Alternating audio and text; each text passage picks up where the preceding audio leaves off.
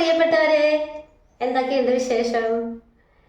ഞാൻ പറഞ്ഞിട്ടുണ്ടല്ലോ എനിക്കിങ്ങനെ കഴുത്ത് വേദനയൊക്കെ ഉണ്ടെന്ന്.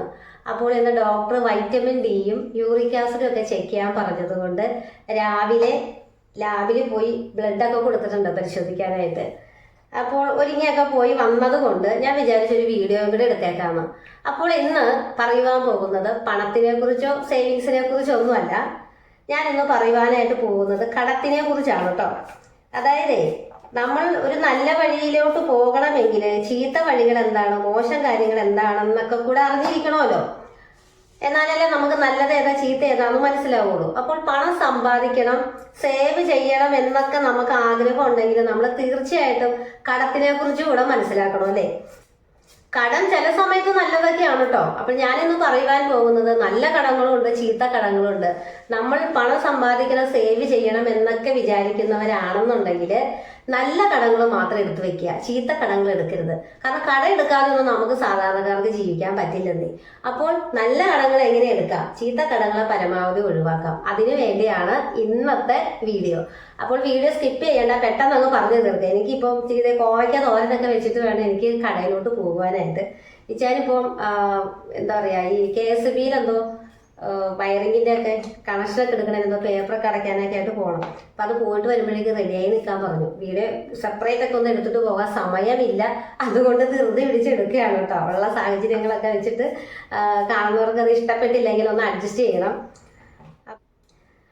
സമയം കളയണ്ട, നല്ല കടങ്ങൾ ഏതൊക്കെയാണെന്ന് നോക്കാം. അതായത് നമുക്ക് ഭാവിയിൽ ഇങ്ങോട്ട് എന്തെങ്കിലും റിട്ടേൺ കിട്ടുന്നതും ലാഭം ഉണ്ടാക്കി തരുന്നതും നമ്മൾ ഈ കടം എടുത്തിട്ടുണ്ടെങ്കിൽ നമുക്ക് വലിയ ആയാസം കൂടാതെ, കാലതാമസം കൂടാതെ പെട്ടെന്ന് തിരിച്ചടയ്ക്കുവാൻ സാധിക്കുന്നതുമായിട്ടുള്ള കടങ്ങളാണ് കേട്ടോ നല്ല കടങ്ങൾ. ഉദാഹരണം പറയുകയാണെങ്കിൽ ബാങ്ക് ലോൺ എടുത്തിട്ട്, അതായത് വിദ്യാഭ്യാസ ലോണൊക്കെ എടുത്തിട്ട് നമ്മൾ കുട്ടികളെയൊക്കെ പഠിപ്പിക്കില്ലേ, ഉടനെ തന്നെ നല്ല ജോലിയൊക്കെ കിട്ടി എളുപ്പത്തിൽ ഈ ലോൺ തിരിച്ചടയ്ക്കുവാനായിട്ട് സാധിക്കുകയും ചെയ്യും. പിന്നെ എന്തായാലും നല്ല ജോലിയൊക്കെ വിദേശത്തോ അങ്ങനെയൊക്കെ നല്ല ജോലി കിട്ടുമ്പോൾ ഇവർക്ക് നല്ല ഒരു സാലറി കിട്ടും അല്ലേ. ലോൺ എടുത്തതിനേക്കാൾ കൂടുതൽ സാലറി ആയിട്ട് കുറച്ച് വർഷം കൊണ്ട് തിരിച്ചു പിടിക്കുവാൻ പറ്റും. അപ്പോൾ അങ്ങനെയുള്ള ആവശ്യങ്ങൾക്കൊക്കെ വേണ്ടി എടുക്കുന്ന കടം നല്ല കടങ്ങളാണ്. അതുപോലെ ബിസിനസ് ചെയ്യുവാനായിട്ട് നമ്മളിപ്പോൾ 1-2 ലക്ഷം രൂപയൊക്കെ ലോൺ എടുത്തിട്ട് ബിസിനസ് ചെയ്യുമ്പോൾ ഒരു 2-3 വർഷം കൊണ്ടൊക്കെ നമുക്ക് ഈ 2 ലക്ഷത്തിൻ്റെയൊക്കെ ഇരട്ടി ലാഭം ഉണ്ടാക്കാൻ പറ്റും, നല്ല രീതിക്കൊക്കെ ചെയ്യുകയാണെങ്കിൽ. ഇതുപോലുള്ള കടങ്ങളൊക്കെ നല്ല കടങ്ങളായിരിക്കും കേട്ടോ. നല്ല ബിസിനസ് ചെയ്യുവാനായിട്ട്, കുട്ടികൾക്ക് നല്ല ജോലി കിട്ടുവാനായിട്ട്, അങ്ങനെയുള്ള നല്ല കാര്യങ്ങൾക്ക്, റിട്ടേൺ കിട്ടുന്ന കാര്യങ്ങൾക്ക് വേണ്ടിയുള്ള കടങ്ങളൊക്കെ എടുക്കുക. ഇനി മോശം കട എന്തൊക്കെയാണെന്ന് നോക്കാം. ഒരു ഉദാഹരണം എൻ്റെ കാര്യം വെച്ച് പറയാം. എല്ലാവരുടെ കാര്യം പറയുമ്പോഴല്ലേ കാണുന്ന നിങ്ങൾക്ക് ബുദ്ധിമുട്ട് തോന്നുള്ളൂ. ഇപ്പോൾ നമ്മുടെ കയ്യിൽ ഒരു 2-3 ലക്ഷം രൂപയുണ്ട്, എനിക്കൊരു കാറ് വാങ്ങിക്കണം. കാറിനൊരു ആവശ്യമുണ്ട്, കാരണം അമ്മച്ചി ഇവിടെ പ്രായമായിട്ടിരിക്കുന്നു, ഹോസ്പിറ്റലിലൊക്കെ പോകണമെന്നുണ്ടെങ്കിൽ ഒരു കാർ അത്യാവശ്യമാണ്. എനിക്കാണെങ്കിൽ സ്കൂട്ടർ ഓടിച്ച് എല്ലായിടത്തൊന്നും പോകുവാനും ഭയങ്കര ബുദ്ധിമുട്ടാണ്. അപ്പോൾ ഒരു കാറ് വാങ്ങിക്കണം. കയ്യിലാകെ 3 ലക്ഷം രൂപയുള്ളൂ. ഞാൻ ഓടിപ്പോയി നാട്ടുകാരെയൊക്കെ കാണിക്കാൻ വേണ്ടിയിട്ട് ഒരു 10-12 ലക്ഷം രൂപയുടെ പുതിയ കാറ് റെഡി ക്യാഷ് അല്ലെങ്കിൽ തന്നെ ലോണായിട്ടോ ഒക്കെ എടുക്കുകയാണ്. അങ്ങനെ എടുത്തിട്ടുണ്ടെങ്കിൽ സത്യത്തിൽ എനിക്കതിൻ്റെ ആവശ്യമുണ്ടോ, എടുത്തിട്ടുണ്ടെങ്കിൽ എനിക്ക് എന്ത് ഗുണമാണ് കിട്ടുന്നത് എന്നൊക്കെ ഒന്ന് ചിന്തിക്കണം. കാരണം പുതിയൊരു കാറൊക്കെ എടുത്ത് ഓടിക്കുമ്പോൾ കാണുന്ന ആൾക്കാരെന്തോ പറയുന്നത്, ഇവർക്ക് ഇത്രയും വലിയ കാറിന്റെ ആവശ്യമുണ്ടോ എന്ന് തന്നെ ചോദിക്കുള്ളൂ. കാരണം നമ്മുടെ ഒരു നിലവാരമൊക്കെ എല്ലാവർക്കും അറിയാം, ജീവിത നിലവാരം, കൂലിപ്പണിയെടുത്ത് ജീവിക്കുന്നു. അപ്പോൾ നാട്ടുകാരെ കാണിക്കാൻ വേണ്ടി വലിയ വിലയുള്ള കാറ് ലോൺ എടുത്തൊക്കെ വാങ്ങിക്കുന്നത് ബുദ്ധിമോശമാണ് ഞങ്ങളുടെ ഒരു സാഹചര്യത്തിൽ.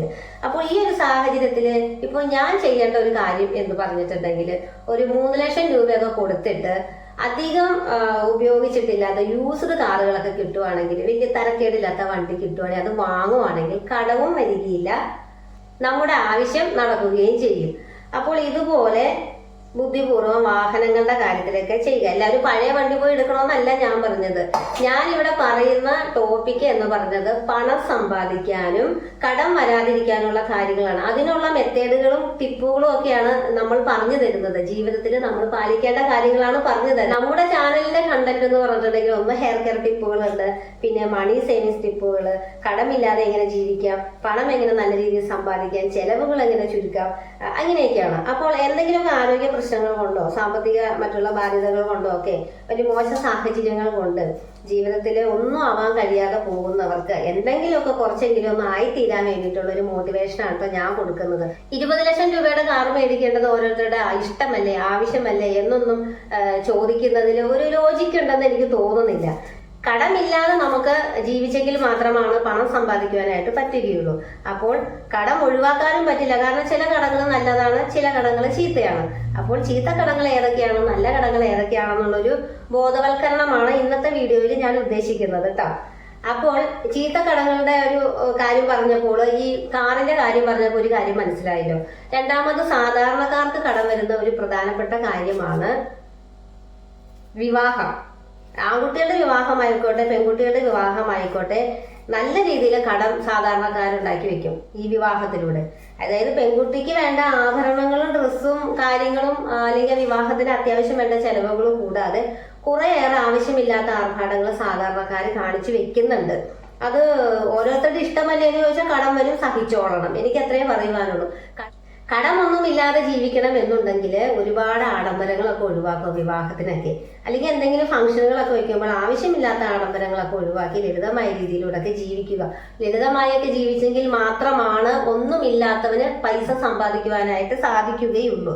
അത് നിങ്ങൾ മനസ്സിലാക്കി വെക്കണം.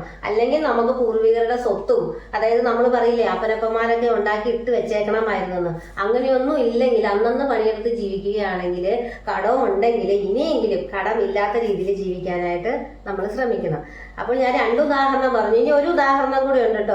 നമ്മൾ ഈ വീടൊക്കെ വെക്കുമല്ലോ, സാധാരണക്കാരെല്ലാവരും വീട് വെക്കും. അതിപ്പോ ഒന്നും ആരെയും കുറ്റം പറയാൻ പറ്റില്ല. കാരണം എല്ലാവരും സാധാരണ വീടൊക്കെ വെക്കുമ്പോൾ അതിൽ വലിയ തെറ്റില്ല. ചെറിയ ലോണൊക്കെ എടുത്ത് കയ്യിലുള്ള പൈസയും സ്വർണവും ഒക്കെ ഉപയോഗപ്പെടുത്തിയാണ് പലരും വീട് വെക്കുന്നത്. അപ്പോൾ അതിനെ നമുക്ക് കുറ്റമൊന്നും പറയാൻ പറ്റില്ല. ഒരു വാടക വീട്ടിൽ താമസിക്കണമെങ്കിൽ വാടക കൊടുക്കണ്ടേ? അപ്പോൾ ഒരു 10 ലക്ഷം രൂപയൊക്കെ ലോൺ ഉണ്ടെങ്കിലും ഒരു മാസം 10,000 രൂപ വെച്ചൊക്കെ ആണെങ്കിൽ ഒരു നല്ല ഒരു വാടക വീട്ടിൽ താമസിക്കാതെ തന്നെ ആ ഒരു വാടക കൊടുക്കുന്ന പൈസ കൊണ്ട് ലോൺ അടച്ചു പോകാം. ഒരുപാട് പൈസ പലിശയൊക്കെ പോകും, എന്നാലും അതിനത്ര മോശം കടം എന്ന് നമുക്ക് പറയാനായിട്ട് സാധിക്കുകയില്ല. ഉദാഹരണങ്ങൾ പറഞ്ഞിട്ടുണ്ടെങ്കിൽ ഒരുപാട് മോശം കടങ്ങളും നല്ല കടങ്ങളെ കുറിച്ചൊക്കെ പറയുവാനുണ്ടാകും. അപ്പോൾ നമ്മൾ എന്തെങ്കിലും ഒരു ആവശ്യത്തിന് കടം വാങ്ങി വെക്കുമ്പോൾ ഞാൻ മുൻപും പറഞ്ഞിട്ടുണ്ട്, ആവശ്യം അത്യാവശ്യം എന്ന് നോക്കി മാത്രം കടം വാങ്ങി വെക്കുക. അത്യാവശ്യ കാര്യങ്ങൾക്ക് ആഡംബരമില്ലാതെ ചെലവഴിക്കുക. പൈസ ഇല്ലാത്തവരോടാണ് കേട്ടോ ഞാൻ പറയുന്നത്, കടം വാങ്ങുന്നവരോട്. പൈസ ഉള്ളവർ എത്ര വേണമെങ്കിലും ലാവിഷാക്കിക്കോട്ടെ. കാരണം പൈസ ഉള്ളവര് ആഡംബരം ചെയ്യുന്നതിലൂടെ, പൈസ അത് അനാവശ്യമായിട്ട് ചെലവഴിക്കുന്നതിലൂടെ അത് മറ്റുള്ള പലർക്കും ഉപകാരപ്പെടും അല്ലേ? ഒരു വിവാഹത്തിന് ഭയങ്കര ആഡംബരമൊക്കെ കാണിക്കുമ്പോൾ ആ വിവാഹത്തോടനുബന്ധിച്ച് ഒരുപാട് പേര് തൊഴിൽ ചെയ്യുന്നവര്, ഇപ്പോൾ ഇവന്റ് മാനേജ്മെന്റ് ഒക്കെ ചെയ്യുന്ന കമ്പനികൾക്ക്, അതിലുള്ള തൊഴിലാളികൾക്ക്, അതുപോലെ പാചകക്കാർക്ക് ഒരുപാട് പേർക്ക് അതിന്റെ ആനുകൂല്യം കിട്ടൂല്ലേ? നല്ല ഡ്രസ്സുകളൊക്കെ പോയി എടുക്കുമ്പോൾ തുണിക്കടയിൽ നിൽക്കുന്ന ജോലിക്ക് നിൽക്കുന്ന ആൾക്കാർക്കൊക്കെ അവർക്ക് അതിന്റെ ആനുകൂല്യം കിട്ടും. അപ്പോൾ അതുകൊണ്ട് പൈസ ഉള്ളവരെ ആഡംബരം കാണിച്ചോട്ടെ, പൈസ ഇല്ലാത്തവരുടെ കാര്യമാണ് ഞാൻ ഈ പറയുന്നത്. എത്രയോ പേരാണ് കടം കയറി ആത്മഹത്യ ചെയ്യുന്നത് അല്ലേ? അപ്പോൾ അതുകൊണ്ട് അങ്ങനെയുള്ളവർക്കൊക്കെ ഒരു മോട്ടിവേഷൻ കിട്ടുവാൻ വേണ്ടിയാണ് ഞാൻ പറയുന്നത്. നിങ്ങൾ ഇതുവരെ ഇങ്ങനെയുള്ള കാര്യങ്ങൾ ചിന്തിച്ചിട്ടില്ലെങ്കിൽ ഇനിയെങ്കിലും ചിന്തിക്കണം. കടം വാങ്ങിക്കുമ്പോൾ ഞാൻ ഈ വാങ്ങിക്കുന്ന കട ആവശ്യത്തിനാണോ, അത്യാവശ്യത്തിനാണോ, എൻ്റെ ആഡംബരത്തിനാണോ ചെലവഴിക്കുന്നത്? ഈ കടം വാങ്ങിക്കുന്ന തുക ഉപയോഗിച്ച് ഞാൻ എന്തെങ്കിലും ഒരു ആവശ്യം നടത്തുമ്പോൾ അതിൽ നിന്ന് നാളെ എനിക്ക് എന്തെങ്കിലും ലാഭം കിട്ടുമോ?